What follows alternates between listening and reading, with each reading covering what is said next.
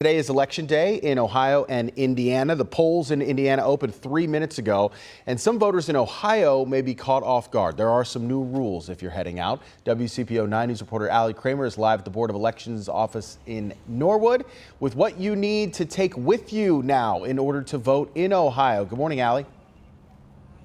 Good morning, Adrian. For you and I felt like it was obvious that you needed an ID to vote, but in fact, this is the first election in Ohio where it is actually required to vote because Ohio passed a new law requiring anybody who's voting to have either an Ohio driver's license, a valid passport, or a state-issued ID. That is different because in the past, you used to also be able to use something like a utility bill, a bank statement, a government paycheck, even a college ID to vote.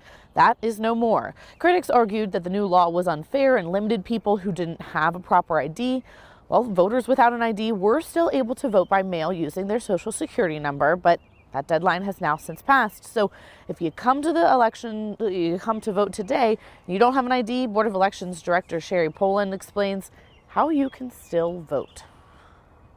No voter is ever turned away from the polls. The voter will be given a ballot, they'll be able to vote, but instead of it counting election night, it'll be placed in an envelope. The voter then has until 4 days after Election Day, so that would be Saturday after Election Day at noon, to come to the Board of Elections and provide that ID.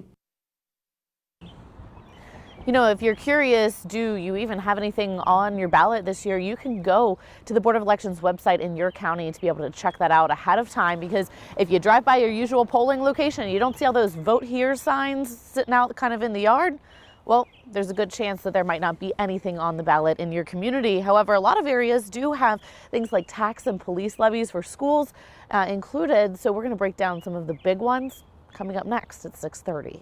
For now, reporting live in Norwood, Allie Kramer, WCPO 9 News.